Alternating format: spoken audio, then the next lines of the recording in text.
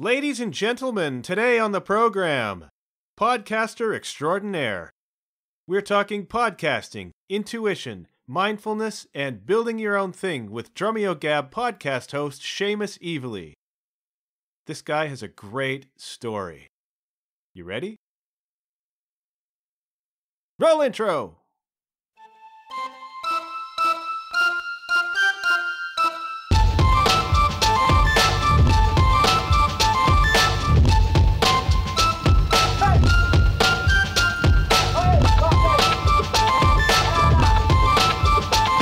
Hello, you're listening to the John Huff Podcast. Oh, yay. Say hello, Seamus. Hey, hello. How you doing, John? I'm doing great. This is fun because, in a way, you've been my podcasting mentor. Yeah, well, you have hit me up in the past about, you were telling me that you're interested in putting together a podcast again. You had one in the past, right? I had a music blog before. Music blog. And I was going to do a podcast as a companion to that, but then I stopped doing the blog, so that ran out. And now I have a new blog, my sort of motivational blog, and I suppose this podcast is a companion to that. But for me, it was a long, long time making the decision to actually go ahead and do it. And so I've been coming to you probably off and on for a couple of years with ideas. Yeah. What do I do about this? And how do I record that? You know? Yeah. So it was important for me to get you on early. Well, I appreciate the offer, and I'm very happy to be here. I love these interview situations. Conversations. We're calling them conversations. Not interviews. Something I'm curious about, though, is with, what took so long to pull the trigger on creating the podcast? You know what it is that I did the music blog for a few years, started with really good intentions, and then it just got to be more work than the results I was getting out of it. You know what I mean? Mm-hmm. And I was very reluctant to go down that path again. Start something like this, put the legwork into getting it off the ground, and then find that the bottom just falls out of it on me again. Like I wanted to be sure before I started putting in the effort, because you know what goes into this. Yeah, it's nuts. It's so much work that goes into it, and I mean, it can be. Some people do more than others in terms of how much they want to put into it, but either way, it's a lot of work for sure. Yeah, like scheduling everything, getting together, putting together some kind of notes or some concepts on what you want to talk about, and then actually turning it into a finished product for people to listen to. It does take a while. I think like what's great though is because it is a companion piece to your blog, you do have a lot of readers by the looks of it, from what I can gather on Facebook. Yeah, there's an audience. Yeah, it's good. Yeah, and your stuff is great too. Thank you. I like it. Thank you. I appreciate it. Mm-hmm. Yeah. So on this show, I'm talking to people who are doing unconventional things, who are taking a chance on, dreams they may have. So I'll be talking to a lot of artists, and I'll be talking to a lot of people who talk to artists, which is you. And I've got a bunch of questions, but really what I want you to do is just tell me the DrumGAB story, because I find it really instructive and inspiring, actually. Well, thanks, man. So if you can just tell me the DrumGAB story, I think we can touch on everything we need to talk about. Yeah. Well, it doesn't involve Carolina Reapers being stapled to my tongue. There's none of that. I don't know if that story is going to come out. I don't know which podcast is going up first. But if you haven't heard the Carolina Reapers story, well, just keep tuning in, and eventually you'll hear it. That's hilarious, man. Yeah, so DrumGAB was an accident, essentially. It really kind of happened naturally. I came across like a drum solo contest that was sponsored by Drumeo, and it was the Victoria Drum Festival. But for quite a long time, I didn't even realize that. I actually thought it was the Drumeo contest. So the idea was drummers all over Canada could submit a 3-minute long drum solo, and 2 people would be selected as winners, sent out to Victoria, and do a drum solo, etc. So I thought, well, I've never considered myself a very good soloist, and especially in the conventional sense, I don't have a lot of chops to speak of. So But I thought, that's a challenge. Let's do that. I don't know why. Because, you come across this kind of stuff all the time. You see it on your Facebook feed, like things that you could engage with. And why I chose that, I still don't really know the answer to. I don't know why. But that then turned into 3 weeks of just a lot of shedding and practice pad work, lots of drumming, trying to get my shit together to make a drum solo happen that I thought might contend in some way, shape, or form. And, then I went to, within a few days, actually, I scheduled some time at EMAC and got Kyle Ashbourne on the console, and he mic'd everything up. We recorded it. I've seen this video. Yeah, that video, man. Yeah. So, and we did the video. It turned out great. I loved the look of it. 311 Arts did the video. I'm struggling to recall his name now. Mike Del Vecchio? Yeah, that's right. Yeah, because you used to play in the band with him. That's right. I'm very familiar. Yeah, you know him very well. Yeah, so anyway, so they did a really great job with all of that. And then it was like the 13th of the month. So the 15th was when it was due. That's when you had to submit the video. And by the 13th, I'm starting to wonder, what if this drum solo thing and the money I put into the video and it doesn't turn into anything? I wonder what happens then. And at that point, I was really excited about changing some of my lifestyle patterns, and I really enjoyed seeing some growth happening in my playing and, all the networking as a course of doing the video. I met lots of people who were also contestants and, DMing them and talking to them and getting to know other drummers. And I thought that was kind of neat.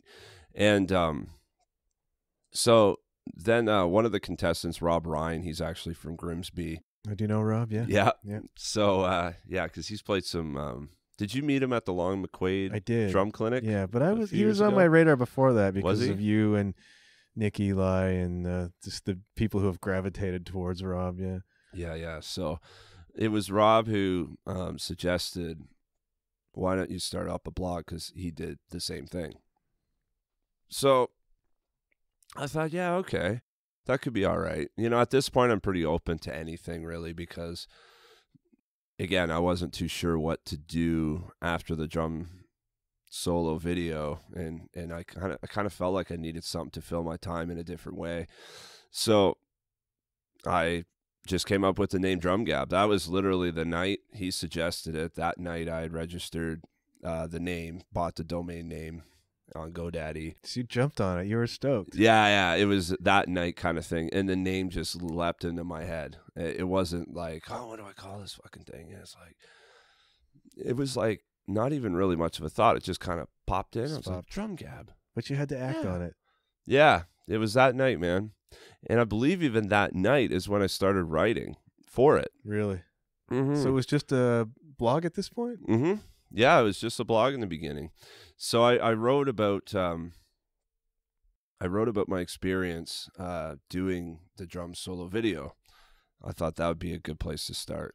So I wrote that, posted it on Facebook, and people seemed to like it. They were like telling me I should write more stuff. So I thought, okay, well, this is kind of neat. But, there's this critical issue where I didn't have any connections in the industry. This is a drumming thing, a blog. What am I going to write about? I mean, I only really started practicing like a real player should practice like 3 weeks prior. So I kind of felt like a hack that way. So I didn't really, and I'm not the kind of person who's really inclined to write about myself too much. So I thought, well, how about I like write about drummers I like, and start to do this thing called the Weekly Warrior. So I would select a drummer at random, just someone I liked. I think Manu Katché, was the first one I wrote about. So I wrote about Manu, and so I think that went on for about 7 weeks. And then Rob said, yeah, so the blog thing looks like it's going all right. You're writing lots of shit there, and that's cool. He's like, well, like, you should do a podcast. And podcasts, as far as I'm concerned, I was just Joe Rogan. That's all I know. That's a good one to know. It's a good one to know. And I think, like, for anyone who's not really sure what a podcast is, still is aware of that podcast. Yeah. It's totally transcended. It's like a pop culture thing all of its own. Oh, right? it is. Yeah. Absolutely. So, but as far as how do you make one goes, right? No clue. Right. None. Zero. So that then started to, I don't know, it's just like, I think I hit up Dr. Bones. I think he interviewed us when we were at Gypsy Ghost. Right. And I knew he did a podcast. And I think I asked him about, actually, now come to think of it, I think I asked him what he was doing to make his. And he was using a service called Spreaker, which was like sort of a dashboard interface that you would download. It kind of worked like an app. And in hindsight, it sucks. I think it's great for live broadcasting. But as far as like creating a post show, like, record it, edit it, produce it, that kind of thing, it's a little bit limited. For one, you can only record in like 30-minute blocks. So you have to make sure you saved. I actually ran into this once where I was recording and I forgot to save the first 30-minute chunk. Oh no. And then I realized I only had the second 30-minute chunk. So I had to call up the guy again and say, hey, man, I lost half the interview. Cause it's the worst. Yeah.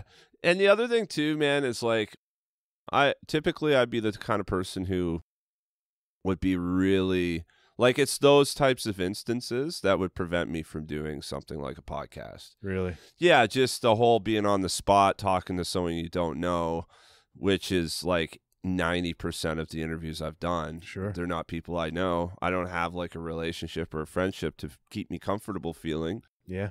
So I feel like, you're really throwing yourself in the fire. For sure. And when things go awry, well, how do you act on the fly? And I've run into that numerous times at this point. And, sometimes with artists that you never thought you'd be talking to. Right. And you really don't want to be making those mistakes in their company. Sure. And I've done all of that. Yeah. But I mean, I don't know. It's funny how, like the comfort thing, how, in the beginning it was really uncomfortable just to do audio with no video and talk to, relatively small companies and grassroots drummers. Like that freaked me out. Yeah. The stuff I'm doing now, is way scarier than that. And I'm actually very comfortable now with like lights on me being videoed and speaking to, like earlier today, Mark Juliana is an A-list drummer that I never thought in a million years I'd ever have a chance to have a conversation with. And then it actually happened. And you were fine. And I was totally fine and like totally comfortable and able to think clearly, and not, my head isn't being filled with thoughts that prevent me from performing in that moment, right? Yeah. Which is really, really crucial stuff, because in the beginning, you're so worried about things not coming out right, or, I don't really, like, what am I doing talking to and doing this? Like, the imposter syndrome kind of thing, right? Yeah. But not even before you even have a success. It's like, because, imposter syndrome is when you can't even celebrate a success. I hadn't even had one of those yet. I just, a couple of measly little episodes. But anyways, on it went, and I did, I think I want to say I did like 6 episodes. You did Archie first, right? Archie was number 1. Our mutual friend, Archie Gamble. That's right. In the Scots Corner. In the Scots Corner. So you started with people you know, which is what you do. Mm-hmm. That's what I'm doing. Mm-hmm. Well, who was the first person like you had to go and get? It's the first person you had to pitch to. I think it was Rob at Sweet Spot Clutches. Okay. I think. Yeah, if I recall correctly. Because number 2 was Thomas Perquin from Ivory Hours. Yeah. Yeah. I mean, okay, he's a guy we know. Yeah, he's a guy we know. Like you begin to move up the ladder. Mm-hmm. You have to become the sort of person who can do it. Yeah, cold calling. I've written about this before. It's like you don't start off as the finished article. And I referenced you in that blog post. You did. Yeah. It's like if Drumeo came to you today, or it came to you 3 years ago or whenever you started DrumGAB, mm-hmm. and said, hey, do you want to do a show for us?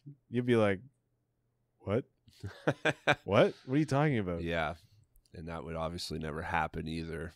Right. But, It wouldn't be a possibility. you had to grow into the person who could handle that. And now you get Mark Juliana on the phone or Skype or whatever. Yeah. And yeah, that's what you do. You're fine. Yeah. Right? Yeah, it's sort of weird. Like I have thought about this before. Like there's the odd time where you kind of take a moment to actually sit and observe what's actually going on right now. Yeah. And if you do that for too long, it'll freak you out a little bit. Maybe not everybody, but it does for me, because it's one of those things where I don't know. It's like I can't really believe that I'm doing that sometimes. Yeah. And like what business do I have doing that as well? Like I'm not even like it's come up sometimes in interviews, like, oh, you must have toured and shit like that, right? No. I've never toured. I've never been on a tour. Oh, you must have played in lots of bands. Well, yeah, a couple. I'm like one of those, and most drumming podcasters are session drummers, or they have been with touring situations, or they've played with bands, or they literally are that, and they just do a podcast for fun as just something else to do, or as marketing. Yeah, exactly. Yeah. So, there's me who lives in Ingersoll, Ontario, and have no connections. It's kind of weird to see how it's grown the way it has, and I honestly think that if I tried to do this today, even the way I did it, I don't think it would have happened this way. How come? Because of the timing. Really? Mm-hmm. Yeah, I think the timing was like perfect.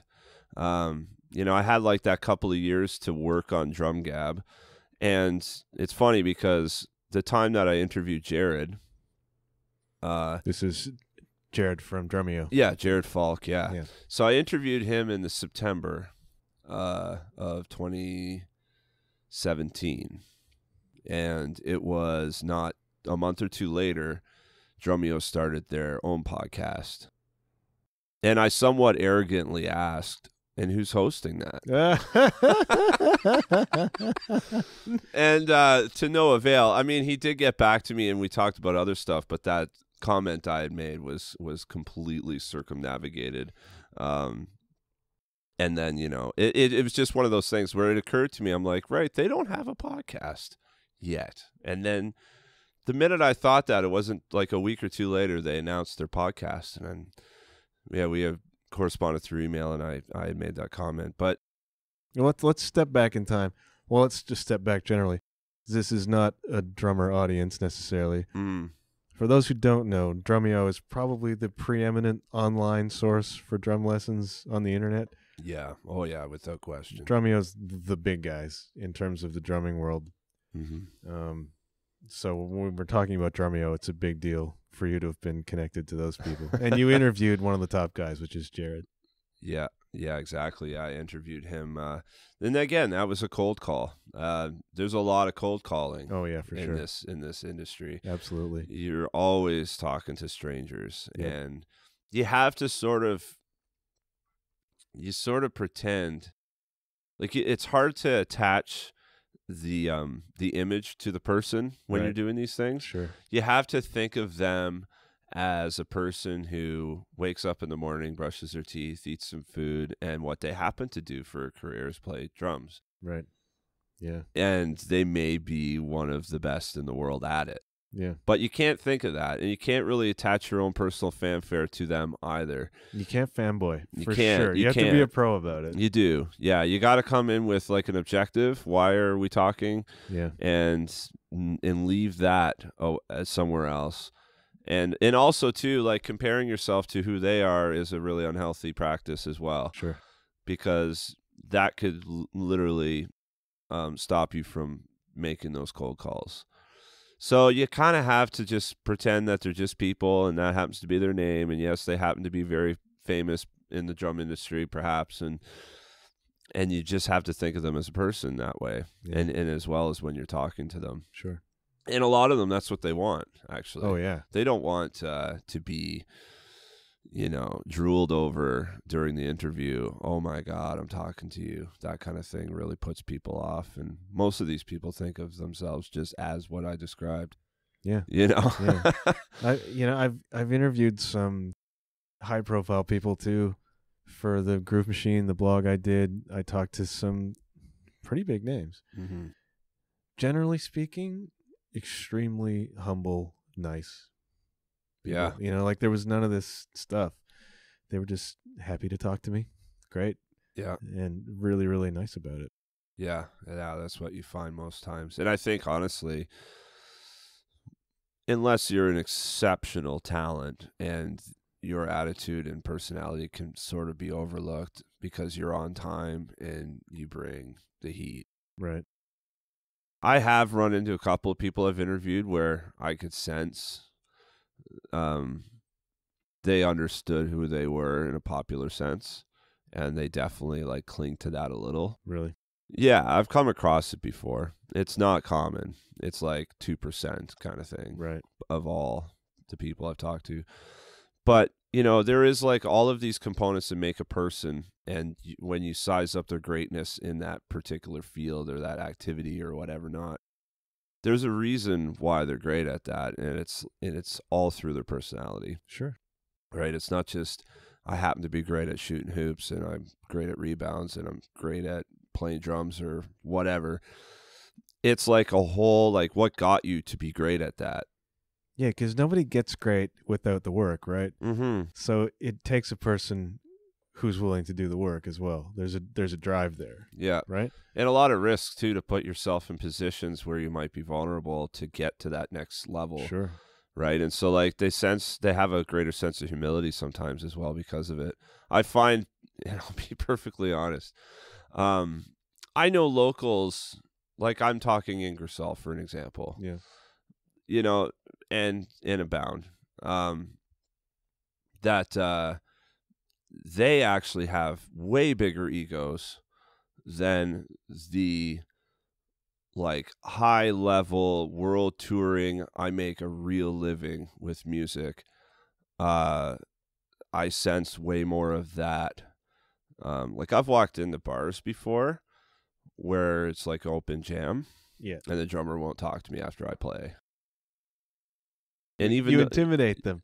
Well, and that's what I've been told. Like that's like, cause I come home and I say, man, you know, I just want to go somewhere and play and have fun one night on a Thursday or something. Yeah. And meet some people. Cause like with podcasting, it's a very, as we discussed, it's a lot of work, but it's also very solitary. Yeah, it's isolated, right? Yeah. It can, like this past weekend, I just went out all weekend, just did shit. Cause I feel like I'm just locked in front of my laptop nonstop, and I need to get out and do some shit with people, just to maintain a healthy sense of self. But, you know, so I came home and I said to Amanda, I was like, man, you know, I come home.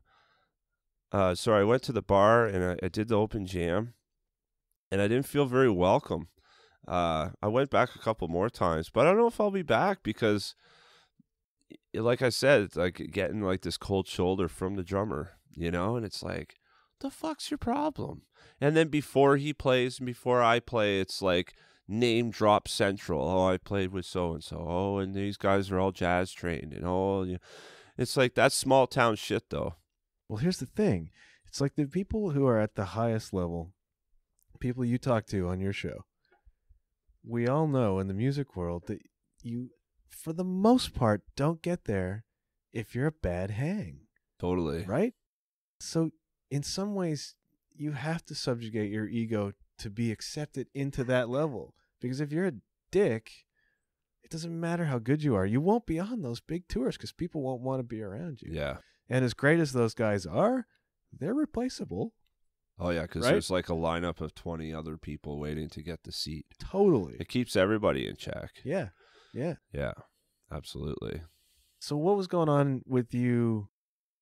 What were you looking for when you decided to start this? What was going on in your life that you needed that? Oh, yeah. So it was really a substitution for how I used my time. Yeah. That was the big one.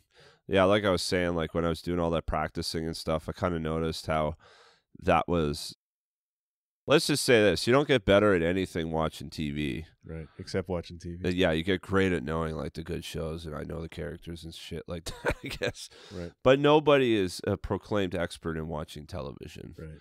Right? And so that kind of got me thinking a little bit as to how am I spending my time. And, you know, even just 3 weeks on the pad and playing a lot of drums, I noticed my sense of playing got a lot better in a pretty short period of time. Yeah. So I thought that was kind of interesting. There's some proof in the pudding there that time in, you know, the rep work makes a result. And yeah, like, yeah, I just need to spend my time doing something other than, you know, playing video games, watching television, and just kind of farting around with buddies and stuff. Yeah. So, yeah, I think that's what it was. But I mean, the other part of your question is like, what was I looking to get out of it too, which is kind of a different thing. Yeah. Did you have any sort of bigger picture in mind, or were you just taking it as it came? Yeah, nothing. Literally nothing. Zero expectations. The expectations did not start until the response came in. So, like, in the beginning, it was just something to do. It's like, literally, I could watch TV or make a podcast. It seems like more fun, and it's new, and I haven't done this before. So, like, there's that honeymoon phase. Right, sure. Where I don't really honestly need, and not to mention that, but, like, years ago, I used to love making, like, beats and loops and stuff on Reason, and I would spend hours and hours making stuff and editing stuff, and same with projects in high school and shit like that. I used to really enjoy editing. And doing all that kind of work. So, you know, I got really into it for that reason as well. But then once the feedback started coming in, how people were telling me, hey, you have like a natural journalistic sort of curiosity about you, and your show is edited really neat, and I really like listening to it. And then, like, you know, 30, 40 episodes roll by. Now it's like people are really digging it. Yeah, like you built an audience, for sure. The audience certainly came, for sure. But that's when the expectations maybe started to come in a bit. And especially once the honeymoon phase wore off and, you know, I'm developing this audience and I'm trying to get, like, creative about how to increase engagement and all of that. Was that a positive thing or a negative thing? Like spending all the time on... having expectations. Oh, I think... it's funny, Mark and I were talking about this today. I think having expectations is good as long as they aren't too high and they're not too low. I think, like, having aspirations is the way to go. So, like, have something that you want to achieve, but at the same time, make it something that's attainable and absolutely doable given the appropriate amount of work. Yeah, okay. So I think expectations are good because they can create a lot of inspiration for somebody, something to work towards. Yeah. But then sometimes people are really unrealistic about their expectations, and they're not patient enough to see it through. Right. And the hard work starts to fade too soon, and then they start getting down. And that's when you hear, like, oh, nothing pans out for me, and you get that sort of stuff happening. And you know, in my opinion, that's sometimes not having, you know, a realistic sense of what's possible and what you're capable of doing. And also, too, like, what, you know, like how much of that is providing you with the fulfillment you need in general. Yeah. You know, sometimes I think people hinge too much of what will make them feel whole and complete and happy on one thing. Right. I think it needs to come from a lot of sources. Plus, sorry to interrupt you. Yeah. We live in this social media culture where, you know, attention is currency, right? Mm-hmm. So it's like people maybe look past the quality of their product as something to be proud of, and only at how many listens did it get, how many likes did it get. You know what I mean? Yeah. Like, in some ways, people skew what's successful and what isn't now. Maybe. No, absolutely. And social media, that sort of became a little bit of a sort of a sore spot in the whole thing for me. Really? Yeah, because, you know, you touched on it. Like, say, like, you put in 10 hours to make a podcast episode, and then you release it and only 50 people listen. And you thought, well, the guest, you know, he's got like this or she's got that. It should have been more. Why wasn't it more? And like that sort of thing can really prevent episode 2 from coming out. For a lot of people, you can bring a lot of negativity into the next thing, right? Like, yeah, you lose your heart for it, it's going to suffer. Absolutely. Yeah. And so social media is pretty flaky. I find that everything is short-lived on it. Yeah. And it doesn't actually, it takes you away from like real work as well. It's a great distractor from things. It is, it's easy, man. It's easy to confuse a selfie on Instagram with doing something productive. Yeah. Yeah. Yeah. And I, again, like it's, like I put in a lot of hours into trying to develop the social media stuff. Right. And thinking like, okay, well, if I make it, there's going to be a lasting impression on everyone that it touches, you know, and all of that. But you give it enough time and neglect, and it all goes away. Right. Pardon me. It's like, how do I explain it? It's kind of like an air mattress. You know, you pump it up, and by the morning, it's flat.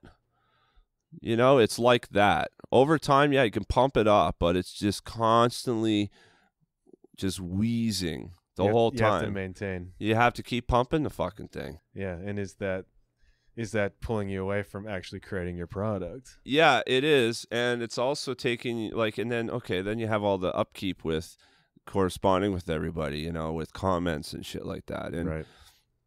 I don't know, man. At the end of the day, it's like, what's more important? Do I spend 10 hours making podcast stuff and videos and sending emails and doing all that boring shit? Or do I comment on everything I see and send DMs and, you know, sort of engage myself in that community? Right. Only to, if I don't for a week, it's like you're kind of forgotten a little bit. It just doesn't have a lasting impression. It's very disposable. It's so disposable, but it was meant to be that way. So I don't know, with the whole DrumEyo GAB now. Well, let's say this, yeah, because what you did was over 2-3 years. Yeah, it's almost 3 years. DrumGAB's been around for 3 years. April 15th. What you did was build a really successful show, and it found a real niche in the drumming community. Mm-hmm. Why do you think it was successful? Why do you think it grabbed people? I don't know, man. If you could only bottle that, right? I think a lot of people would say my laugh might have had something to do with it. I really hope that it's not that simple. I'm gonna just take a laugh clip out of this and just use it randomly throughout my show. Yeah, you should, man. I would like to think, anyways, that it's because I saw the gap. Right. In all the podcasts that I was listening to as reference. What was the gap? The gap was no prep, very little prep, really no editing. That was the big one. You know, just not a lot of preparation and keeping things in the show where it's like, man, why didn't you take that out? Like I've interviewed some people where I've taken out like 100 ums. Oh, yeah, yeah. And by doing that, it was a far better listening experience. Sure, it would be. Right? And then the creative edits and the little things and the bits and bops that I did with it. But I honestly don't know, because the audience decides. And from my point of view, I'd like to think it's the prep and the production of the show. It's definitely quality, for sure. Well, but you're also a really good interviewer, right? So the show takes on your personality, right? So yeah, you know, you're an engaging person, a likable person, so that translates. But what wound up happening is that the guests got bigger and bigger and bigger and bigger. Yeah, they did. Yeah, I kept reaching out to bigger and bigger people, knowing that again, like with the podcast, you try to experiment with these different methods to grow the show. Sure. And you know, and then you also start with what you can handle. Right. I really do believe, like, you see a lot of stuff out there that says, just go do it. Basically, if I could sum it up really quick, just go do anything. If you don't think you can, you still can. I really think you got to like approach that with a bit of caution, because you can crash and burn pretty fucking bad if you don't manage what you're capable of. I think like you don't start by running marathons. You start by crawling. And then you learn how to walk, and then you do some test sprints, and you work up your endurance, and then you do the marathon. Otherwise, you're just going to be a red, huffing, puffing mess that just collapses on the racetrack. So it can get out of hand in a hurry. Like I found with my music blog, once I opened it up and like I registered the site on these sort of sites that list blogs. Like I put it on there hoping for a wider audience. What begins to happen is hundreds of pitches start coming in, right? Every publicity agency, indie bands, everybody's sending their stuff to me. I'm like, I can't deal with all this. It's too much. And I had to pull my site off of those things, off of those search places, because it was overwhelming. You're not equipped. You're not equipped to deal with it. You have to become the sort of person who can handle. You need the infrastructure. You need the mental infrastructure. You have to understand what you want to do. And then slowly but surely grow it into what it is that you want it to be. What happened to you with you interviewed the fine folks at Drumeo, and then what happened? Well, and I still remember. It's been like crystallized in my memory. I was actually in Ingersoll Cemetery with a buddy walking his dog when Jared posted that on Instagram. How I remember that too, it's weird how my memory is. It'll like select these really critical things that I didn't know at the time were important, but then ended up being kind of like focal points and how things kind of work out. But he said that in his caption, "Hey, did a great interview with Seamus over at DrumGAB. He managed to pull stuff out of me that no one else ever has. You should check it out. It's like I'm saying stuff here that I never said before publicly," kind of thing. Wow. Yeah, and I read that, and I was like, man, that's not the first time people have told me that. Interesting. And that kept on becoming like this recurring thing. And maybe as I think of it more now, this is what people have often said. Like listeners of the show will say that it felt like they were there in the room with myself and the guest. Cool. They sort of felt like there was also like a sort of an ethos to the show. There was like a vibe and a certain thing that was being captured that they weren't finding in other podcasts. And again, I think a lot of that is, preparation for me is, preparation limits failure, in my opinion. So the more I prepare, the less chance there is for me to fail. Right. And so it's not to say that I prepare so that I can use that as my guideline. And much as you've done here, you have some notes. I don't think you've looked at it more than 3 times since you've hit record. Yeah. But it's there. But in this case, I know you and I know your story. So, you know, we've talked about a lot of this stuff. But, yeah, anyways, go on. But this is actually something Mike Johnston and Jeff Randall, he's a drummer from Nashville, Tennessee, really great drummer. They made this little collaboration video where Mike says his 2 cents on preparation, and then Jeff does his little bit. He's a session player again. So preparation is like everything for session guys. Sure. So they're talking about going over everything, every little detail, every little thing about what they're doing. And it's not that the moment can't arise. And this is sort of the tricky balance. And this is something I've learned, and it took me like 70 episodes to figure this out. But if you prepare, you got to like store a lot of that in your mental. Like it's on the page and you can reference it and whatnot, and that's fine. But you should really understand the flow of what you're planning as far as the conversation goes, but not allow it to be a distraction and allow the moment to arise. Yeah.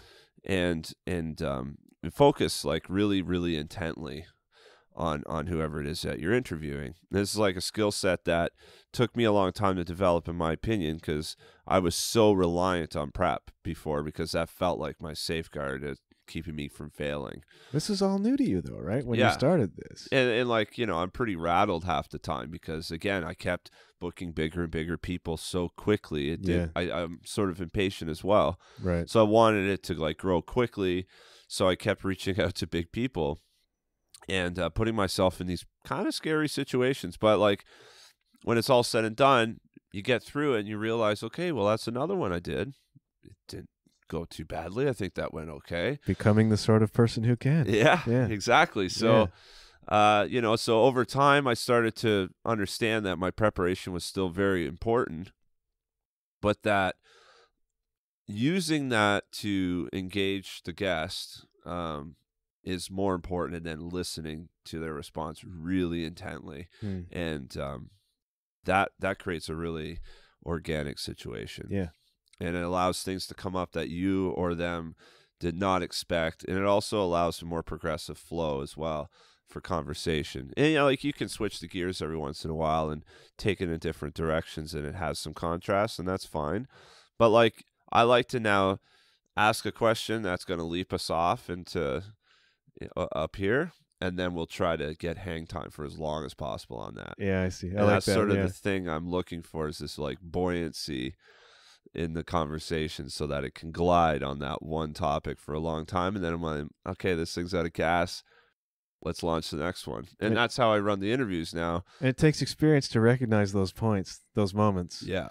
And the other thing is that you're talking to these guys. It can get boring for them too. Oh yeah. Oh, here's this question again. How do I practice my paradiddles? But you know, if you pull people into a conversation, there's way more energy in it. Oh, definitely.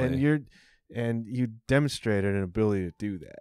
And didn't you say that you don't really take notes in anymore? Like you like to jump in and just start talking now in your interviews? Like take notes, like have like an.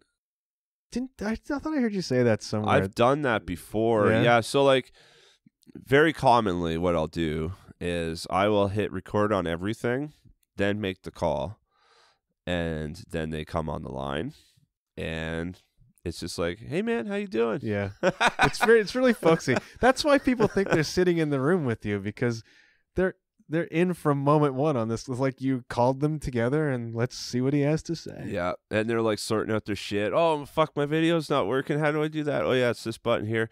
And yeah, and next thing you know, it's kind of just in the interview conversation, whatever you want to call it. And there is no real like this binary thing where it's like we were shooting the shit and now we're in interview mode. Right. Because that kind of disrupts the whole energy and the vibe of what you're trying to establish, which, you know, admittedly in my earlier days, like I found around 15, 20 minutes is where everything's settled.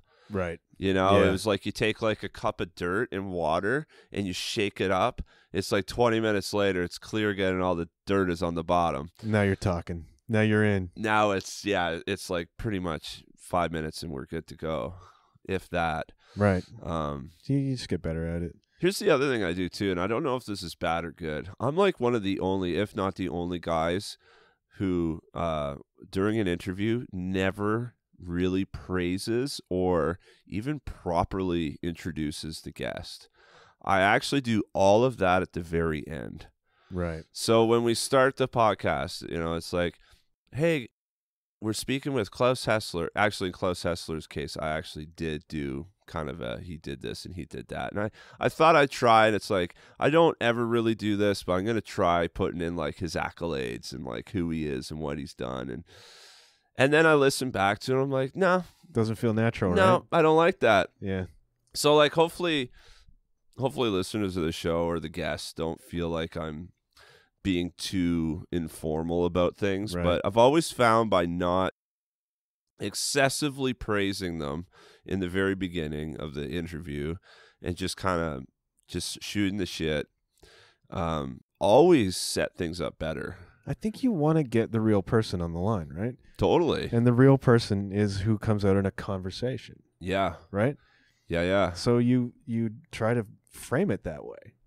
Yeah. You know? And usually it makes for a much better experience for the listener. And podcasting's kind of this anomaly in a sense too, because like that is where you're going to find the real person, because there isn't like some quick 7-minute news bit, Right? Or like it's not sound bites. Yeah. Or like even at best like a 20-minute little interview on YouTube. Right. You know, it's long form, really casual most of the time.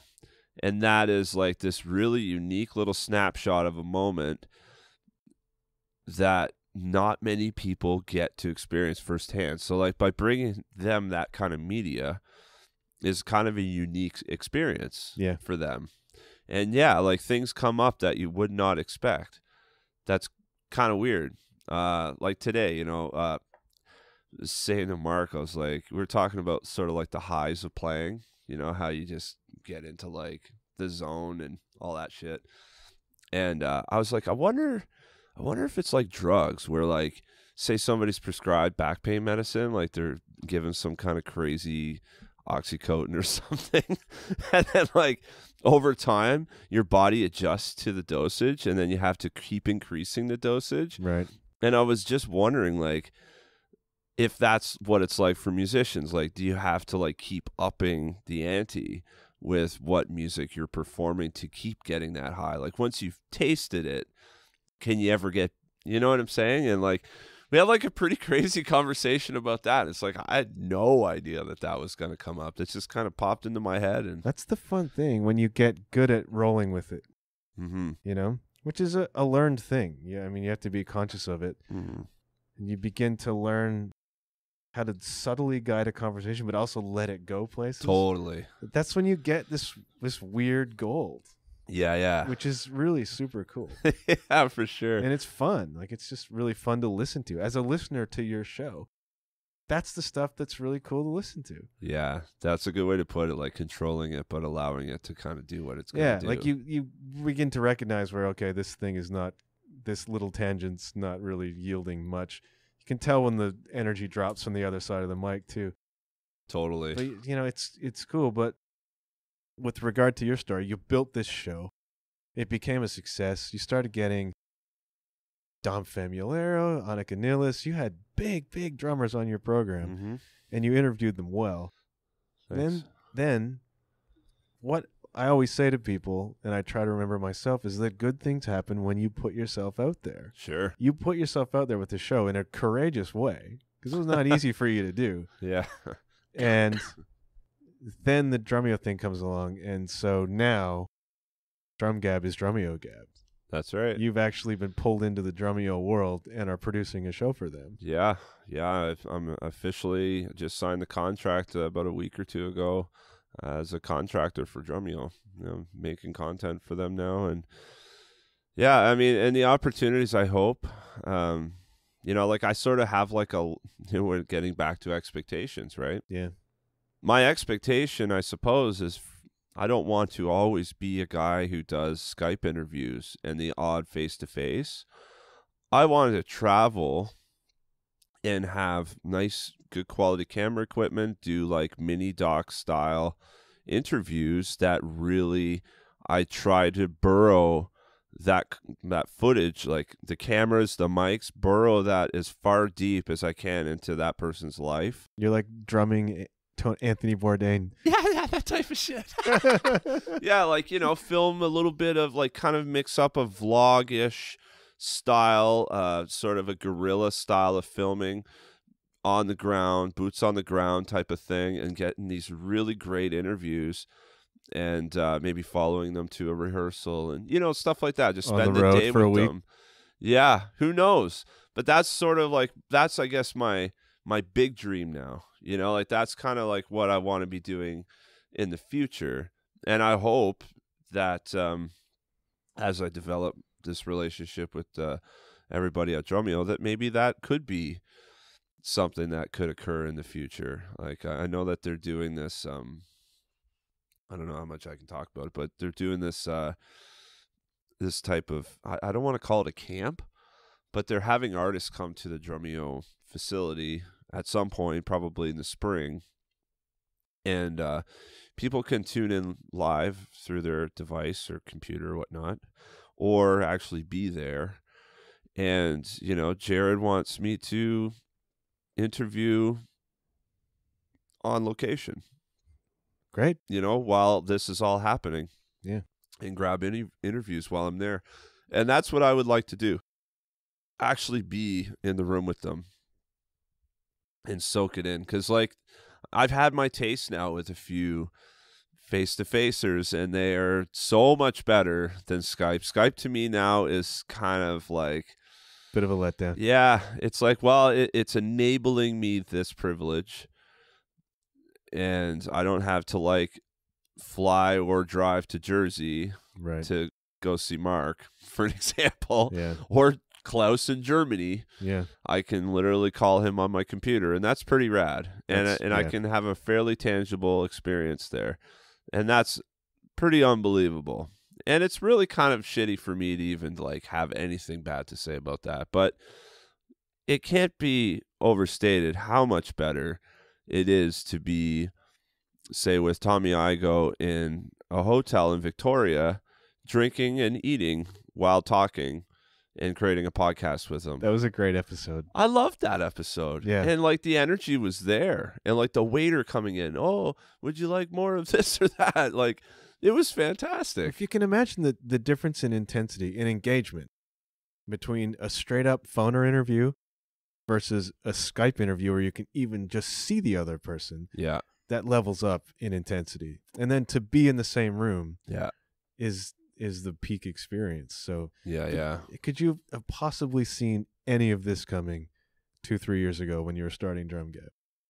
No, right? Absolutely not. No, it's like I said, I mean, I sometimes sit there and at night and I'll have, like, these little moments of sort of just clarity where I'm, like, sitting and I'm thinking about, like, what it is that I actually do and where it's gone. And sometimes it's, you know, there's like it feels like quite a weight of responsibility sometimes. Does it scare you? Do you get scared sometimes when you step back? Yeah. I take a step back and it's like, wow, fuck, what did I get myself into, man? I can fall from this height. This is scary. Yeah, it's a little nuts. But here's the thing, like, the whole question of why am I here? Why am I, and I don't mean, like, why am I here, period. I mean, like, why I'm here doing what it is I do. Mm-hmm. And why is it that someone else figured that I would be well suited to that? And you have to, as much as, you know, the self-doubt will creep in and, you know, the dialogue, the commentary will suggest that maybe you're not the right person for it, or you shouldn't be doing it, or whatever. You have to always look from the outside, I think, sometimes, and see what other people are saying, and then sort of just trust that more than what's going on up here. It's a fine line. It is. You don't want to believe you're on hype hype too much. No. I get what you're saying. Yeah. Like, you know, if people say the show's good and they really like it, then it's good and they like it. Right. And as much as sometimes I think, like, man, yeah, but, you know, fuck, you know, I should have asked this question. I'm thinking of it now in post, and that happens all the time. Yeah. You know, it's like, it could have been a little better. You know, or maybe you flub a word. And this used to bother me a lot back in the earlier parts of the show. Like, I do far less editing now, like way less. In the beginning, I edited myself nearly out of the show because I hated the way I sounded. Me too. And I couldn't actually edit my podcast without headphones on because I didn't want my wife to hear it, even though she listens to me every single day. That's hilarious. And had for years. But only because now I'm hearing myself in this context of interviewing, which I'm incredibly self-conscious about at the time. Yeah. It made me really uncomfortable, man. And I guess, like, for people who are listening, what's really important to recognize is that the things that interest you, and you think you have, like, this natural curiosity towards, but maybe you don't have much experience, but you're curious, you should go for it and try it out and see, even if it is scary. Especially if it's scary. Yeah, because eventually it won't be anymore. No. It'll actually just be part of who you are, and you'll grow into that. And that's super healthy, because just think about I think for everybody out there, like, there's probably at least 1 to 3 things that you could be exceptionally specialized at. 1 to 3 things. And maybe one of those things you already are, and you think that's it. That's what I am. Mhm. You know, be it a drummer, a doctor, or what, I don't know, whatever it may be. But I guarantee you there's probably 1 or 2 more. And I think it's important to go out and seek that and find those things. That's intuition. The interest in things is intuition, right? Yeah, it is. Yeah. And there's a reason why that you're interested in those things. And they're worth looking at. They're worth pursuing. And especially if you're afraid to do them. That's gold, because it means it kind of matters to you, right? Yeah. And the fear part so goes away. I can remember being terrified to go play a little club show for 50 people. Yeah. Right? Yeah. And now I can walk out in front of 3,000 or 4,000 people and it's totally fine. It's just, again, becoming that sort of person. But it's like you could easily sit on the sidelines and not take that step. Yeah. Because you're afraid of whatever you're afraid of. You might have been too afraid to try to interview somebody or figure out the technology or post your voice on the internet. All 3 of those apply. Right? You don't take that step. We're not having this conversation. You're not doing this amazing stuff with Drumeo with a view to bigger stuff in the future. That's really exciting. Yeah. So what are people not having access to that they could if they would only take that little step? Yeah, exactly. Well, and it's, sometimes every once in a while in life, I feel like there's something that kind of pushes your head in a direction. Yeah. And for me, it was a little Facebook ad. Silly thing in a sense, but there was something to that really... It twigged with you. Yeah, popped off the screen kind of thing. Pick me. That's the one. And it's just this sort of thing that kind of nudged my head to one side and made me look a little closer at it. And it turned out to be a great decision. I mean, look at the way those steps have fallen in place. Yeah. It's amazing. But it's not to say either, that it would happen 2 times, I'm not sure. I think timing had a lot to do with it as well. And it was the right time. It was the right time. You have to trust in the right time. Yeah, exactly. I have trouble with that. I have trouble with faith in things like that, Yeah, Sometimes you only see it in retrospect too, right? Yeah, you don't see the steps as they're unfolding. You see them when you look back. Yeah. But it's like these nudges are important. My blog exists. This podcast exists because Sarah Smith asked me to go on tour with her in Europe in 2017. Right? How lucky was that? And that was a direct result of my previous blog. Right. That's where I met Sarah. That's where I got connected to her and began to work with her on publicity and stuff. Yeah. Via that blog. And then she asked me to go on tour with her, and this little nudge in my little intuition said, hey, dude, blog about that experience. Just start a website and do that. And I'd already been through the blog thing, and it was like, that was a grind for me. I don't know if I want to do this, but it was like, hey, just start it. Just do it. Yeah. So I went through the fear, and I did it, and wrote the tour blog. We wound up publishing that as a book. Yeah. And now the blog exists, and I'm writing all this other stuff on it, and now there's a podcast. Same deal. It's just a little nudge. Start that thing. Yeah. For you. Hey, respond to that drum solo thing. Yeah. And then look at this world that opens up.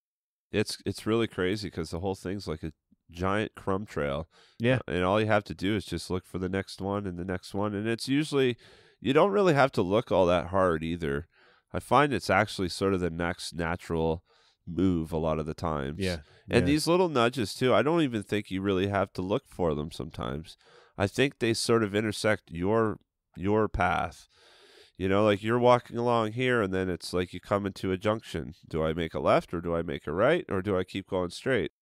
And sometimes like you just sense, you intuit something enticing, maybe if you hang a right or you go left. Yeah. And you don't know where that's going. Yeah. You just know you should take that one step. But it's pretty cool. Like that's the thing. And there's a lot of people that, you hear, well, I don't know if I could do that. And I don't know if I could. But they're always thinking like, end goal. They're like, I don't know if I could do that at that level. Yeah, but it's like, and so, you won't. It's not about that level. Yeah. Your job is not. I wrote about this recently too. I was watching a Garth Brooks show on TV. Yeah. It's a stadium gig. There's like, I don't know, 50 or 60,000 people at it. And I'm watching the drummer and I'm like, I couldn't play that gig. I was like, my job's not to play that gig. It's to play the next level in front of me. Yeah. There's steps to this stuff, man, you know? Yep. Don't compare yourself to Seamus at Drumeo. Compare yourself to me on this podcast and then work your way up. You know what I mean? So it's been quite a ride, man, and it's been a lot of fun. A lot of opportunities have come. It's amazing what comes. It is really, really fun, and that's exciting, and that's something to look forward to. And sometimes they come in rapid bursts, and other times you got to wait like a year or more, and then it comes. And it can be really difficult to sometimes sustain the level of interest and passion in something when it's been a while since you've been fed. Yeah. You know? Yeah. And it can be really challenging at times when you have these little lulls and these slow points and you feel like it's nothing but input and not a lot of output. Yeah. And that can be a really difficult thing to negotiate at times. But know this, sometimes it's the delayed reward that we're all, bound to receive in some way, shape, or form. It's like an incubation period. Totally. Yeah. And delayed rewards are becoming more and more difficult, I think, for people to wait to receive. Because we're used to putting up a picture on Instagram that gets immediate feedback. Exactly. Yeah. And that's and that shouldn't be the catalyst that disheartens a whole entire idea or project or something, an ambition that you have. That shouldn't be the thing that determines whether you're interested in it or not. Yeah, is that instant reward, because I feel like that's really, and that is social media doing its work in a sense. You know, that's what it's designed to do, is to keep us fixated on those little hits. Little hits, yeah. And if it's not hitting, then you lose. You find it very quickly if you're in it for the right reason or not. Yeah, absolutely. And that's the other thing too. Like if you look at, say, a vlogger on YouTube who's like, I don't know, here's a fun example, Blippi. So like I have a 2.5-year-old and, a YouTube channel called Blippi. Yeah. So he's like, that dude's making like fucking $8,000 a day with YouTube, making kids shows, right? So I joke around about this with Amanda sometimes. Fuck, you should like throw me in a weird hat and throw some weird clothes on me and I'll go around to the Children's Museum in London or whatever. But all jokes aside, like if I was to look at that and say I want to do that because that's what he makes in a day, or that's his net worth and that's how many views he gets, then you're gonna like burn out pretty fast. You'll have no endurance for that because the setback will come. Or you'll put up your first video and they'll get 48 views. And your heart has never been in it. It's been in it for the wrong reason, right? Yeah. Yeah. And so like when I started DrumGAB, kind of circling back to that, I was never thinking about views or any of that shit. It was literally just a change of pace. I really enjoyed creating them. Yeah. They're like mini albums, know. Like, and you did super long form too. Yeah, like, some of them were like the episode I was on was like 3 hours. Yeah, that was actually, I think, maybe the longest one ever that I did. Besides the 100th episode, which was like a marathon, That was like 11 hours long. Yeah. That was insane. That actually was I'm not gonna say it was a bad idea, but that was a bit much. I sort of overloaded because I did that Awakening podcast thing too. I was going to talk to you about that podcast too, but go on with the 100th episode. Yeah, so the 100th episode, real quick, it was just 15 interviews with a bunch of highlight reel, some original music in it, some drum solos, some random found footage, like a bunch of weird shit in there. And the whole idea was to basically end the DrumGAB thing with that, before the Drumeo Gap show started. That's a nice round number, 100. Yeah. 100, man. I felt like that was just perfect, a great thing. And it was like episode maybe by 85 that I knew Drumeo Gab was going to happen. Oh, really? Yeah, I knew for quite a while, actually. I was in the works since like Tommy Igo's episode. So, yeah, which was in the 70s, I think, even. Yeah. So, yeah, I knew for quite a while, but I told Jared, I was like, man, you know, I got to do 100 before I move on. And he was fine with that. He thought that was actually good. So, but yeah, so the 100th episode was insane. I just had this idea. I should do this fucking long, really long podcast. And, you know, sometimes like I'll get these crazy ideas and then I start putting it all into motion. So I've booked every podcast interview and I've like interviewed half of the guests that I had scheduled. And then maybe another month goes by and I start to actually see all of the raw footage I got to sort through. I can't imagine the editing on that. Oh my God. Like, I'm not exaggerating when I say about 160 hours went into that. Thereabouts. I believe it. It took an hour to render the audio. And I rendered it 4 times because I heard like little, like this is how fucking my neuroses is a little nuts sometimes. So like I listened to the whole thing, literally. Oh, wow. To basically proof it. Right. And then I'd hear a little fuck up. Like, we're not even talking like glaring, but it's like enough for it to be a problem for me. Yeah. So then I go back in and I chop that little thing out and then I patch it all up again. And then I'd re-render it. Another hour. Yeah, another hour goes by. Well, I did that 4 times before I felt that it was perfect. And then I released it. But then you got this Awakening podcast, which was like a 15 part series. No, this is a whole other thing. This is a whole other thing. Completely different direction. Yeah. And that was myself and Ned Burwell, who's a tattoo artist in Dorchester.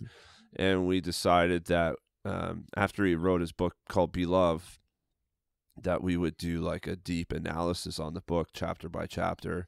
What was the book about for my audience? Yeah. So the book is essentially how to love yourself and so that you can love others. And like that is really just scratching the surface. Obviously it's a metaphysical type of read. It's a deep spiritual, super deep. Yeah. And it's not like rooted in anything in particular because Ned has studied a lot of different forms of belief systems, and like it takes a lot from Buddhism for sure. But yeah, I mean, the moral of the story is to be love, and love is, in his definition, is God. Mm-hmm.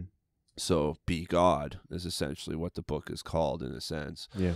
And yeah, he feels that, you know, by doing that, you can be your own source of love, so you don't require much of anything from anyone or anything. Sure. So, you know, it deals with the mind and the commentary that goes on with that. It deals with relationships, letting go of old baggage and stuff that weighs you down. It deals with your fears. Yeah, like he also has a degree in psychology as well. So, you know, he's a legitimate source for this type of content. And so we developed that. And that was like, by the end of that, him and I were done. Really? Like completely zapped. In fact, he was writing a 3rd book and he had to stop.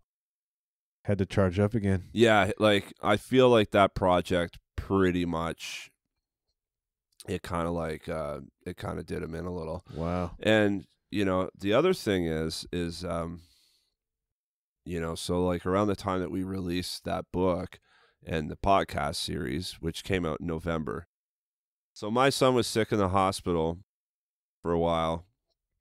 And, yeah, he was there for a week. It was pretty serious. Yeah. The day that he was, Harrison, my son, was going to be released from hospital, Ned's dad went in. Oh, wow. They were literally visiting with us in the hospital room. And, yeah, Ned got a text from his mom saying, yeah, we're in the hospital with Tim. And Tim actually passed away not too long ago, maybe about 3 or 4 weeks ago now. Oh wow, that's too bad. Yeah, it was a pancreatic cancer at first, but it just he didn't he didn't come out of it. So so all that went on while, after this thing was released as well. And yeah, I mean, it was an interesting time, like that whole thing with Awakening. It also flopped like completely. Oh really? Yeah, I think like both Ned and I feel like maybe it was because people were still kind of like trying to digest the first book, Be Love, and then we come out with this like only a few short months later, and I don't think people were like hungry for it yet. I think we were both just really excited about it, and we ended up kind of just going full tilt, and we sort of burned ourselves out in the process, and it didn't really, again, going back to delayed rewards, I guess, and maybe that's what it is. I don't know. It's living now on the You Matter blog. That's Ned's foundation for mental health, because that was essentially what the Awakening was about. In this community, there's a lot of issues with mental health and teen suicide, and that's what started You Matter blog. That's you, like you, the letter U. The letter U. Yeah, You Matter. Yeah, and in fact, John, with Hiroshima Hearts, you guys actually performed at the arena, which was for a You Matter event. Yeah, that's what that was for. So, yeah, it was a semicolon tattoo. So he's raised $250,000 in charity through You Matter, which is nuts. His goal is to reach, I think his goal, lifetime achievement goal, is $1 million for charity for mental health. That's great. That's one of his personal goals, and he's doing a lot of public speaking, and he's really involved with that side of the community. And this was sort of a companion piece to Be Love. And I was really happy and proud to make that with him. And him and I became better friends as a result of that. But this is one of those things where, a project that I don't even know, again, how many hours went into that. It's like staggering. And then I was making the 100th and the regular weekly show on top of that. By the time I was done that, then it was time to gear up for the Drum Eyo Gap thing. And I can't honestly say I've fully recovered still. Yeah. Like, I still feel the exhaustion from all of that. And it is a physical thing. The exhaustion is a physical feeling. Yeah. It's like I need to kind of take a break from this familiar thing. It's almost like the same reason why I started a podcast in the first place. It's like now I've been really itching to play music again. I was going to ask you if you might find yourself in a band again. Yeah. I mean, it's looking like that might even happen. And sort of out of the blue again, just a little nudge. And I'm like, okay. The time is right. I can kind of sense when that stuff's happening a little bit better now. Like I can sort of sense like what's really going on around me and what to act on and what to ignore. And, and that just comes from a little bit of proof, and seeing, how strong the initial gut reaction is and that the urge, it definitely has a direct translation to the outcome and the product of it. Interesting. Yeah, I really believe in that. I think like the stronger the gut feeling, the more real it is. And I think actually like your heart knows things before your mind does. And this is like something we talked a lot about in Awakening as well, is that gut feeling is really your heart knows everything and your mind is trying to keep up. And it's like a lot of times like scrambled eggs. It just doesn't know what's what. People don't trust that though. No, people don't trust that because it's people are conditioned to live by their mind, right? And what goes on with it, and it's kind of interesting how that is. And and I can't honestly say that I'm fully on board with that. My heart knows and my mind's not too sure about stuff. Like that's like a hard thing to deprogram and de-learn. That's an ego thing. Yeah, it is. Right? It is. It's all part of it. It's all part of it. Like that project has really taught me though to, I guess like think not so far in the future. I think it's really important to kind of look only a few feet in front of yourself instead of trying to figure out your entire existence and where you're going and where you're heading. And because things have a way in just surprising you. Well, the last few years have been demonstrated that pretty clearly, I would think. Yeah, and that's a good point. Yeah, they have been. It's also really easy to get sucked into like a cyclical lifestyle that just revolves around a few small things, and you become comfortable with that, and that becomes everything. And I don't know, I sometimes wonder, with given the unbelievable circumstance of being born in the first place, why that would be where you say, okay, this is it. It's there's only 6.5 billion people on the planet, but the chances of being born as you and yourself is in the 1 in trillions. Do you think people have a purpose built in? Yes. Really? I do. Really? Yeah. Do you know what yours is? I'm still figuring that out. Me too. Me too. I think at the end of the day, I think my purpose and really, in a broad sense, everybody's purpose is to be in the moment and just, live as much to that as possible. Because I don't know if it's again, talking about ego, I'm not sure that it's really a good idea to draw up some immaculate thing that you call your purpose. I think at the end of the day, it's just engaging with whatever and whoever is in front of you is the purpose. Yeah. And just trying to tap into that as much as possible. I think it's a simpler, it's a huge question, so therefore it kind of remains unanswered for a lot of people. Well, yeah. But it might be that simple. I think people are looking for more complexity than that. Absolutely. There's something sexier. That's a mind thing. Something sexier than that. Yeah. My purpose is to, whatever it is, not just simply to be in this moment and engage. Oh, that's boring. I know. I can't put that on Instagram. What? No. But I think that maybe that's all it is. Maybe that's all it is. That takes a lot of pressure off of, And that's the thing. It does. And it kind of simplifies things a lot. Yeah. And the other thing, too, is instead of looking and sort of ignoring what's in front of you, you just focus on what's in front of you instead of just looking everywhere else. It's right. People can't do that. I have trouble with that. I find my attention span getting shorter and shorter and shorter. And it's because of my phone. Yeah. I know it is. Yeah. Absolutely. Phones are funny, man. It's like this, you see sometimes the satirical cartoonists that will have these sort of Robert Crumb type illustrations where people are just the intimate relationship they have with their phones. Some of the pretty disturbing things that are not far from the truth, Yeah. Yeah, I feel I have far more discontent for when people are around me and they're on their phones. Yeah, that's a thing too. Yeah. That's really actually starting to become a major pet peeve of mine. And it's something I really limit myself to. I do on a weekly basis keep track of my screen time. Do you? Yeah. Yeah. And I got it down to 53 minutes a day. Okay. But about 2 months ago, it was over 3 to 4 hours.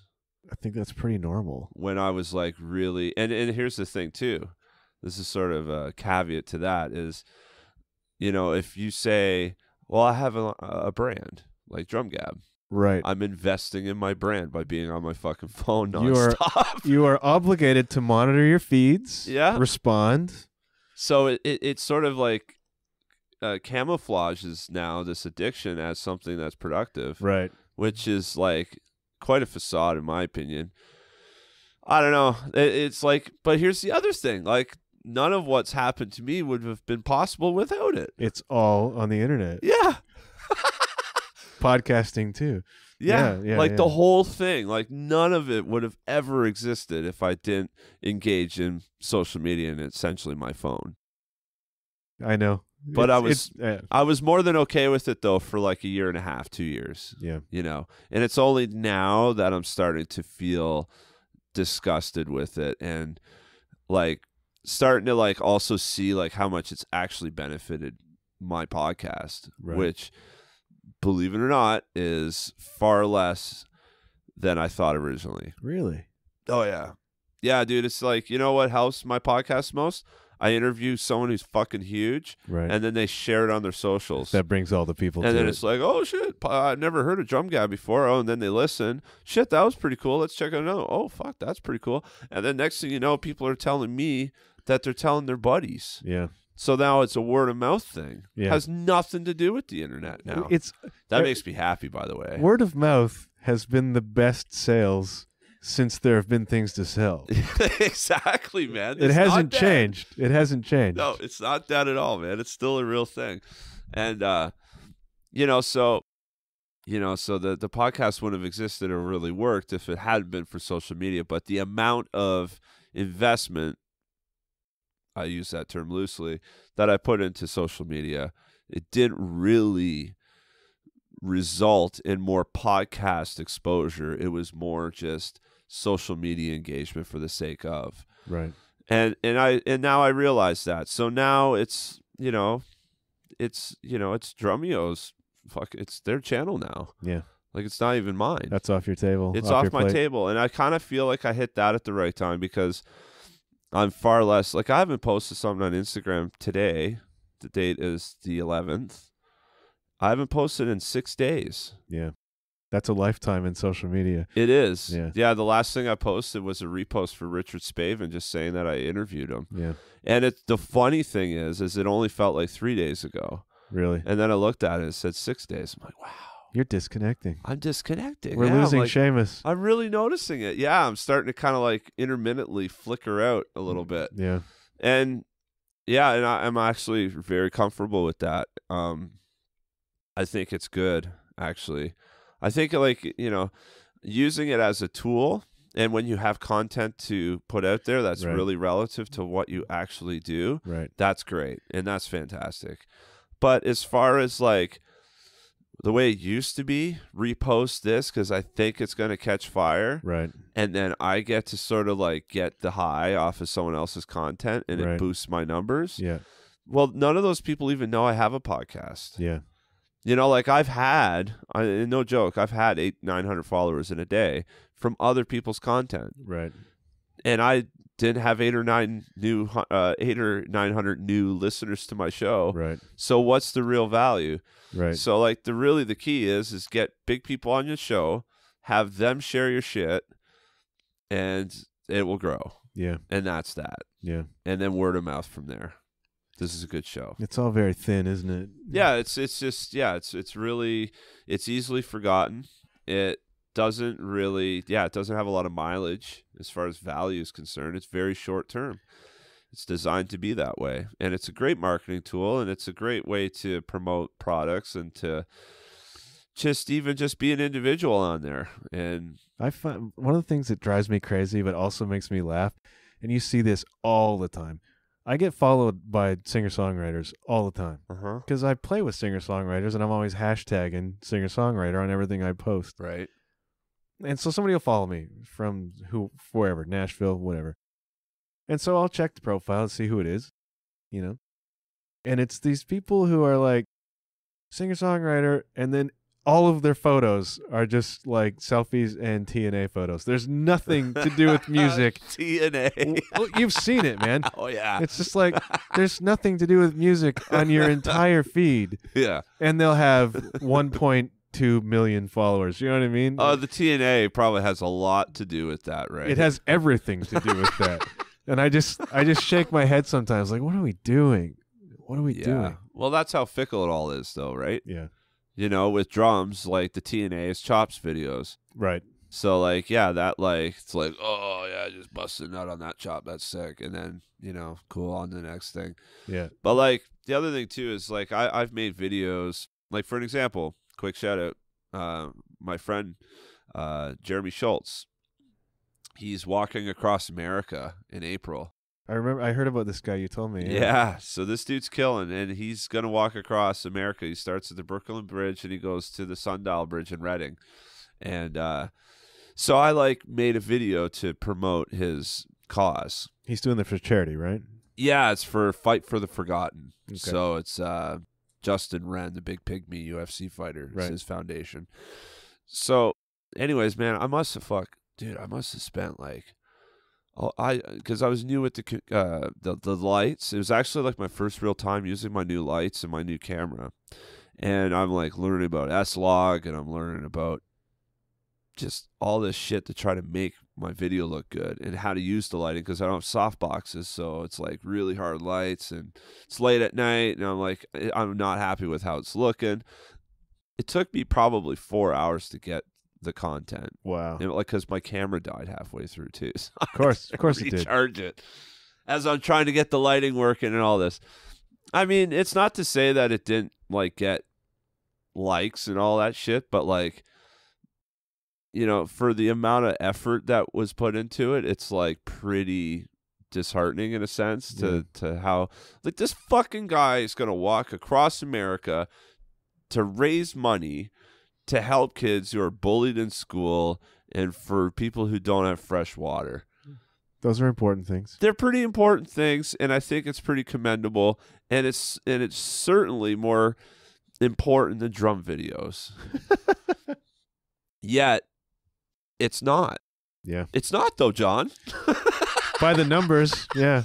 Yeah, the numbers and the lack of comments. It's like, does anyone fucking care about any of this shit? Like, and then, you know, and this is what kills me.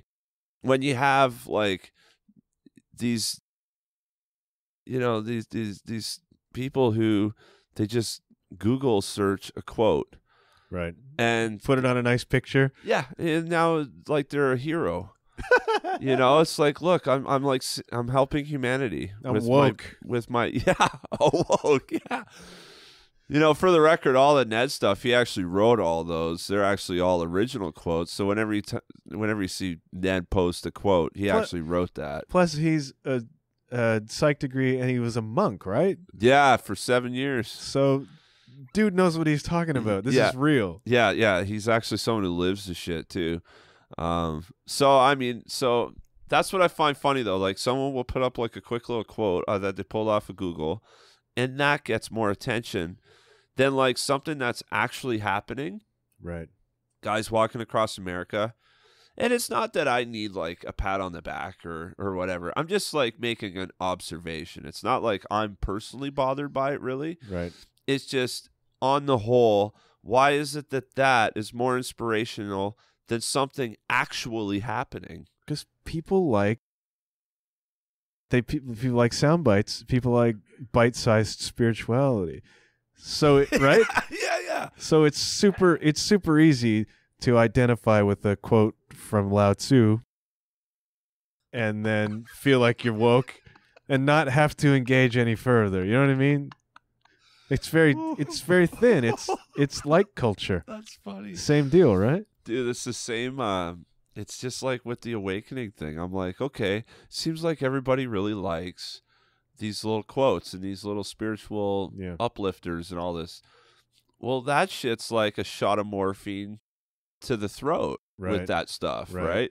And I'm thinking, well, this is good for people, you know? Yeah. But I had some people give me some feedback, the people who did actually get into it. And they're like, this requires like a really intent listen. It takes an investment, right? I'm like, yeah, you're right, it does. Yeah. Like, they're, you know, episodes range from 45 minutes to almost 2 hours. Yeah. And not a minute goes by that something heavy isn't dropped on your face. Yeah. So, like, yeah, you do kind of have to, like, pause your life for a bit and sit the fuck down and, like, listen and take it in. That is the best way to consume it. Yeah. And I feel like some people just weren't able to, couldn't make the time to listen like that, which is that's understandable. We live busy lives, and that's a pretty big ask, actually. Yeah. To suggest to somebody that that's what they probably ought to do. But that's what it is. Yeah, bite size is better than a full meal, and we sort of saw that firsthand. I just don't know if like people are ready for like the full meal. I don't know if their appetite's developed enough or whatever. I feel like if there's divinity in the project, if the intent is good and the content is good, which it is, because I listen to a lot of it, eventually it will find its place. That's true. And you have to be able to, this is not easy to do, but you have to be able to let go of the result of, like, you did the thing. Yeah. Right? You got the nudge, you did the thing, you created quality from a good place. Yeah. Now you let it go. It finds its own life, right? That's right. And that's really hard to do. Your ego doesn't want to do that. Your ego wants to get mad. Yeah. There should be more. Why isn't this getting... Because Yeah. TNA gets 1.5 million. Kardashians get 10 million followers. But that's the world we live in. Yeah. No, You know? that's the way she goes, man. So I'm trying to end each show with 3 questions that I ask everybody. Okay, cool. All right? Yeah. And I haven't 100% settled on what those questions are going to be, but Yeah. these are early days, man. So, Sure. one of the questions I want to ask people is, what are you trying to improve about yourself these days? Oh. Nice, simple, easy questions, right? Yeah. What am I trying to improve my? I think the big thing is, and this kind of goes back to the Awakening podcast, is to create like a sort of a stable reality, and that's not really something that I've excelled at. You know, it's kind of powder keg at times and irritable and thinking really far ahead on stuff, and a lot of Awakening really was because I needed it. You know, it was sort of a therapy session for me. Yeah. And so that's, I guess, the big thing, and I think that's a lifelong thing. Like, that's never going to stop for me, and yeah, that's something I'm always trying to work on, and that's a slow and meandering thing. Yeah, no doubt. By no means do I have that put together, but yeah, it's a work in progress. Great. What are you most excited about right now? Yeah, I'm not even sure if it's. I gotta actually think, because I sometimes, like, immediately, because it's in my consciousness, I would say the podcast, but maybe there's something else that I'm more excited about. Maybe. But I can't think of it. Yeah, so I think you know what it is. It's and I'll provide a little bit of context too, so that the answer's a little better. I think maybe it is the podcast, and the thing is like, and this kind of coincides too with the stable reality thing. A lot of that comes from having sort of a low sense of self, essentially, right? And not really thinking that I'm the person who's going to really have achievements that are, something worth talking about, really. I kind of figured, like, my life would be pretty, ordinary, and nothing really fantastic would ever really happen with me. And I also kind of felt like, by not pursuing music as a full-time invested thing, that I kind of missed out on something as well. Interesting. Yeah, like, I was the guy who said, oh fuck, I should have went to music school, instead of working this construction job, kind of thing. And I kind of felt like I missed my time. Like, it's like, that's behind me, and so I should maybe forget about it, but I never really could. And so the podcast is sort of like, not to say it's like a consolation prize, but it is sort of my entry point into that thing that I always wanted. Yeah. So I am very excited about that, I guess. It's also something that, I made, like, it was an idea and it turned into actually something. Yeah. And again, that sort of goes against what I thought my capabilities were. Right. You're learning about yourself here. Yeah. Exactly, man. And that's pretty important. I think if anybody ever feels like, that the things that you, basically, like, when we're fans of something, it's because we're envious, Interesting. So when we look up to some person, a celebrity or a musician or an athlete or something, you look up to them because you envy them, because you feel like you can't do what they do so well. And that's why we become fans of things. And, with me feeling like I kind of missed my chance, and I always felt like there was something there, and, I always thought that I had potential, but I just never did it. For a lot of reasons, mostly because yeah, I didn't take the big leap. You know, it was Yeah. one of those things where I was encouraged strongly not to, and that's not a real job, and no, you can't do that. And so it felt like a pastime, a hobby. That can't be my career, and so it felt like sort of an adolescent wonder, you know, rather than like an actual thing that people actually do. Right. You know, and some people do find out how difficult that is, and I've interviewed lots of them where. But you also talk to a lot of people who are doing it. Yeah, this is possible, and that's true. But, you know, now with this podcast, I can run it out of the house pretty well. And, you know, it's enabled me to do a lot of really cool things and sort of feel like I'm part of something that I always wanted to be involved with. Yeah. And it is on my terms, mostly. Even with Drumeo, man. Drumeo is amazing. You know, sometimes people think like big company or like they're not a big company. That's the funny thing. There's maybe, I don't know. I don't even know if there's 30 people working there. It's a good sized company. But, you know, like they're just wonderful people that they saw something in what I was doing. They trust me with it. And like they're trusting me with their brand. Yeah. Which is that's pretty remarkable to me. It is. That they stuck their name alongside mine. But you're hip to that, what that means, which is why they trust you. Yeah. Yeah. Yeah. I mean, yeah, I try to just be as, you know, thankful for that as I can, being grateful and just do good work. And so, you know, I mean, with all that said and done, it's sort of like this ideal thing where I kind of got a little bit of what I wanted and I kind of just spun it in a different way. And so I'm really excited about that. See where that goes. I mean, yeah, I'm pretty stoked about that. I feel like, well, you already said you're thinking about it. Music is coming back into your life. Yeah, it has to, I think, actually. Yeah, so that too, that's something I would be more than happy about is playing music again. Yeah. That's a big part of my soul. Sure it is. You know, like at the end of the day, it can't be neglected for too much longer because it is a big part of what brings me, into that thing. That's important. It's like a food group for me. Yeah, and it's coming. I can sense that. It's been like nudging me for a few months. Yeah, the time is right. Yeah, the time is right, and you'll get great opportunities because you know you have a profile now, and it's like it all dovetails. Yeah, we'll look backwards and we'll see how it all comes together. Yeah, but it's cool. That's cool, man. All right, one more question, which is.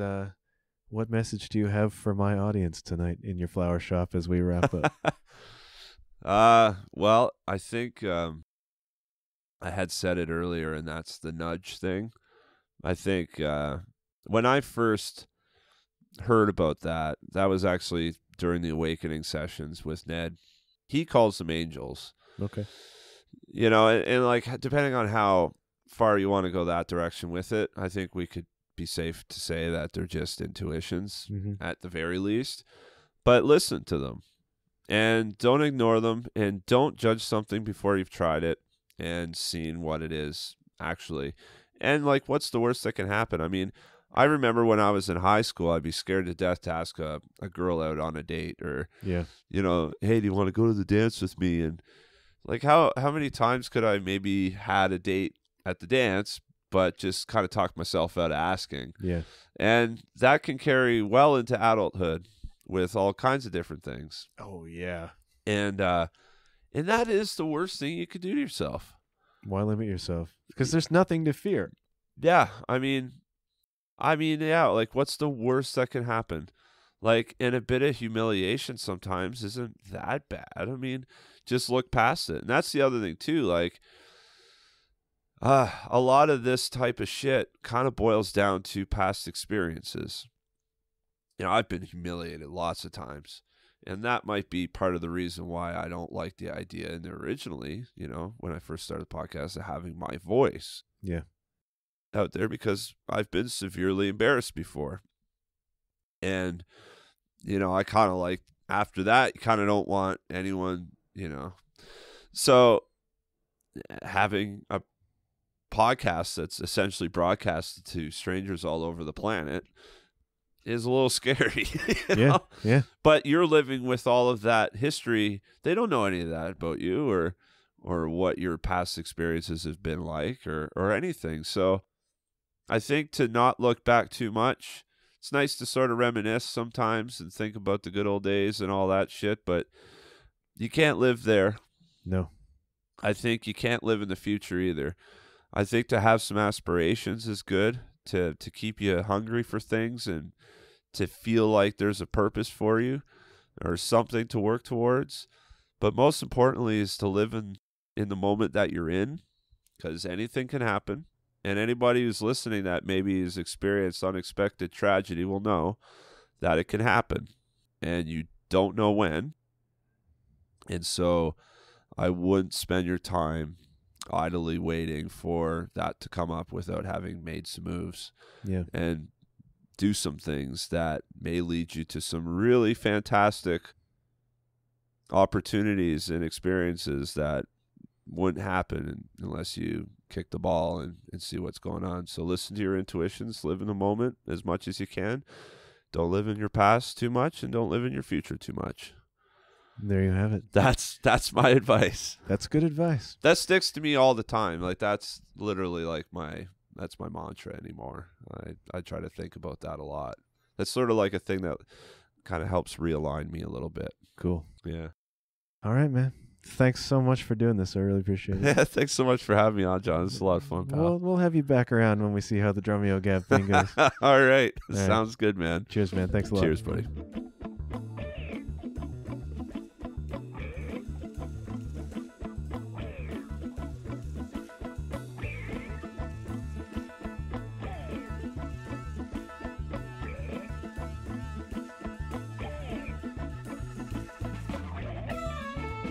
Thank you once again, Seamus Evely, for being on the show today. And thank you for all of the advice you've given me in getting the show off the ground. You know, folks, we're now 6 episodes into this thing. I want to thank everyone who has listened to the show so far and who has taken a moment to let me know they're listening. I really appreciate your encouragement. Hey, I'd love to hear from you, too. You can email me at johnhuffpodcast@gmail.com to say hello, recommend a guest, or just let me know you're tuning in. You can also message me via the John Huff Podcast Facebook page. For more information on my guests, visit john-huff.com. That's JOHN-HUFF.com. If you like the show, please do me a favor and leave a rating and review on your favorite podcast platform. That's all for this week, everyone, but as ever, I'll be back very soon. Until then, keep your wits about you, and remember, good things happen when you put yourself out there. Bye for now.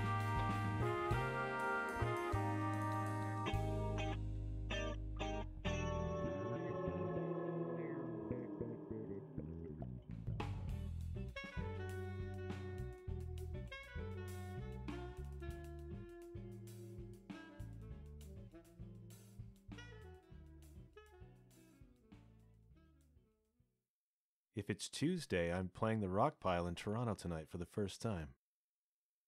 I saw the Jelly Jam there. This is going to be cool.